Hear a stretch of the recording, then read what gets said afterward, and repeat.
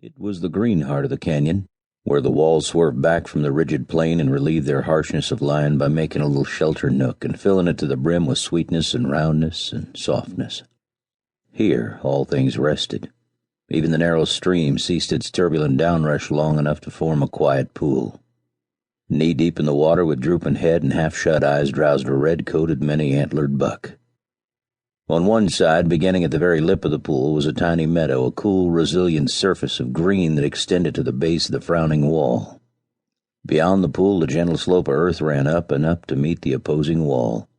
Fine grass covered the slope, grass that was spangled with flowers, and here and there were patches of color, orange and purple and golden. Below, the canyon was shut in. There was no view. The walls leaned together abruptly, and the canyon ended in a chaos of rocks, moss-covered and hidden by a green screen of vines and creepers and boughs of trees. Up the canyon rose far hills and peaks, the big foothills, pine-covered and remote, and far beyond, like clouds upon the border of the sleigh, towered minarets of white, where the Sierra's eternal snows flashed austerely the blazes of the sun. There was no dust in the canyon. The leaves and the flowers were clean and virginal. The grass was young velvet. Over the pool 3 cottonwoods sent their scurvy fluffs fluttering down the quiet air. On the slope the blossom of the wine-wooded manzanita filled the air with springtime odors, while the leaves, wise with experience, were already beginning their vertical twist against the coming aridity of summer. In the open spaces on the slope, beyond the farthest shadow reach of the manzanita, poised the mariposa lilies, like so many flights of jeweled moths suddenly arrested and on the verge of trembling into flight again. Here and there that wood's harlequin, the madrone, permitting itself to be caught in the act of changing its pea-green trunk to a madder red, breathed its fragrance into the air from great clusters of waxen bells. Creamy white were these bells, shaped like lilies of the valley with a sweetness of perfume that is of the springtime. There was not a sigh of wind. The air was drowsy with its weight of perfume. It was a sweetness that would have been cloying had the air been heavy and humid. But the air was sharp and thin. It was a starlight transmuted into atmosphere, shot through and warmed by sunshine, and flower-drenched with sweetness. An occasional butterfly drifted in and out through the patches of light and shade, and from all about rose the low and sleepy hum of mountain bees, feasting sybarites that jostled one another good-naturedly at the board, nor found time for rough discourtesy.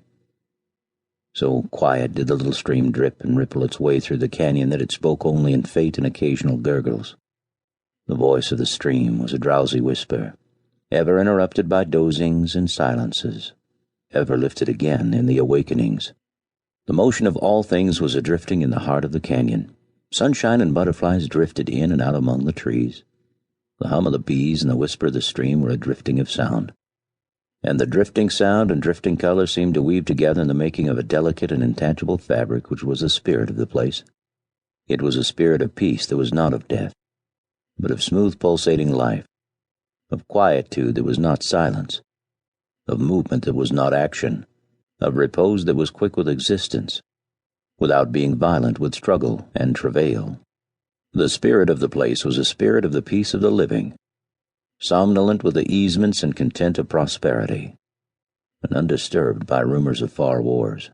The red-coated, many-antlered buck acknowledged the lordship of the spirit of the place and dozed knee-deep in the cool, shaded pool.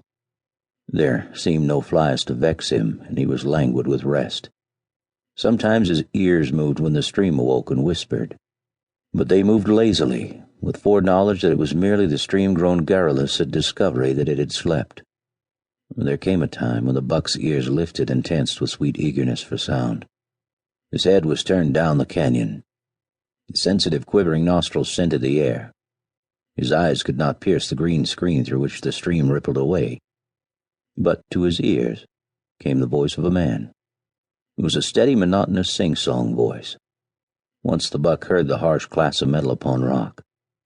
At the sound, he snorted with a sudden start that jerked him through the air from water to meadow, and his feet sank into the young velvet, while they pricked his ears and again scented the air. Then he stole across the tiny meadow, pausing once and again to listen, and faded away out of the canyon like a wraith, soft-footed and without sound. The clash of steel-shod soles against the rocks began to be heard. To keep listening to this audiobook, I've left you a link in the description so you can do it, at no cost thanks to Audible's 30-day free trial.